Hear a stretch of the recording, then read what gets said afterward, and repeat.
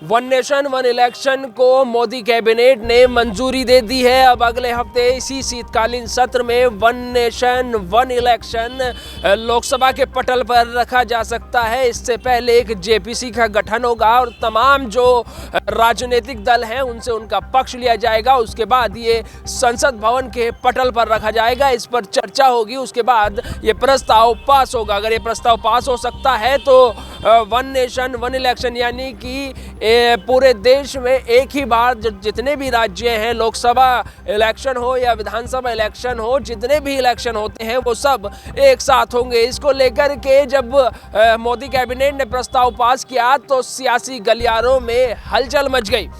वहीं जब अखिलेश यादव ने इस पर प्रतिक्रिया दी, उन्होंने साफ तौर पर कहा कि एक अलोकतांत्रिक है, भारतीय जनता पार्टी लोकतंत्र को खत्म करने की कोशिशें कर रही है। उन्होंने भारतीय जनता पार्टी पर आरोप लगाए। वहीं भारतीय जनता पार्टी के प्रवक्ता ने क्या कुछ कहा, सुनिए।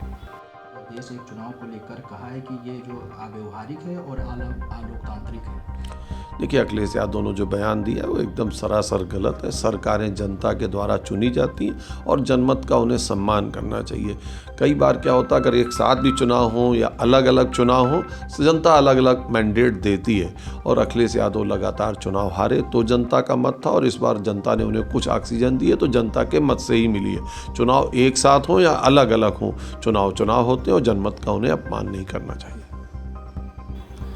भारतीय जनता पार्टी के प्रवक्ता ने साफ तौर पर कहा कि समाजवादी पार्टी हो या फिर कांग्रेस, ये लगातार हार का सामना कर रही हैं। जो विपक्षी दल हैं उनको अपना चेहरा छुपाने के लिए जगह नहीं मिल रही, इसलिए ये इस तरीके की बातें कर रहे हैं। अगर एक देश में एक साथ चुनाव होता है तो ये तो अच्छी बात है, इसमें खर्चा भी कम होगा और जो अन्य सुविधाएं हैं वो भी कम होंगी। वहीं इसको लेकर के कांग्रेस प्रवक्ता ने क्या कुछ कहा, सुनिए। और देखिए क्या है कि हमारा जो संविधान है वो एक तरह से झुकाव रखता है जनता के हितों का।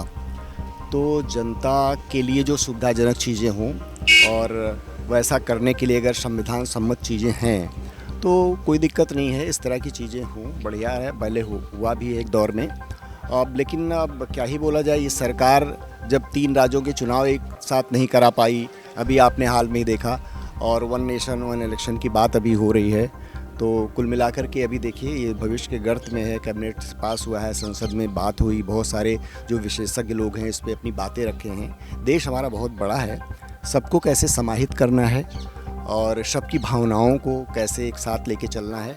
कुल मिलाकर के संविधान सम्मत कोई चीज़ हो देश में स्वागत है, बहुत अच्छी बात है, लेकिन यह है कि सबकी भावनाओं का ख्याल रखना चाहिए। कांग्रेस प्रवक्ता ने साफ तौर पर कहा कि ये लोकतंत्र है और अगर वन नेशन वन इलेक्शन से किसी को परेशानी नहीं होती है तो जाहिर है या साफ तौर पर आपको ये जो वन नेशन वन इलेक्शन है इस प्रस्ताव को पास कर देना चाहिए। लेकिन ध्यान रहे कि ये लोकतंत्र देश है। एक बार लोकतंत्र में जनता को कोई हानि ना हो, जनता को इसका कोई नुकसान ना हो और जो अन्य दल आपके विपक्ष में है या आपके साथ हैं उन्हें इस तरीके की परेशानी ना झेलनी पड़े, ये देखते हुए इस प्रस्ताव को जो है संसद के पटल पर रखना चाहिए। वहीं इसको लेकर के आम आदमी पार्टी हो, समाजवादी पार्टी या फिर जो कांग्रेस पार्टी है वो हो, इंडिया ब्लॉक के कई दल इसका विरोध कर रहे हैं। वही एनडीए में जो दल आते हैं वो इसका समर्थन कर रहे हैं। बहरहाल संसद के पटल पर ये प्रस्ताव रखा जाना है। कितना सफल होगा, क्या इस प्रस्ताव को मंजूरी मिलेगी या नहीं मिलेगी, ये देखने वाली बात होगी। कैमरा पर्सन बलराम के साथ नावेद माजिद, एनटीवी निष्पक्ष, लखनऊ।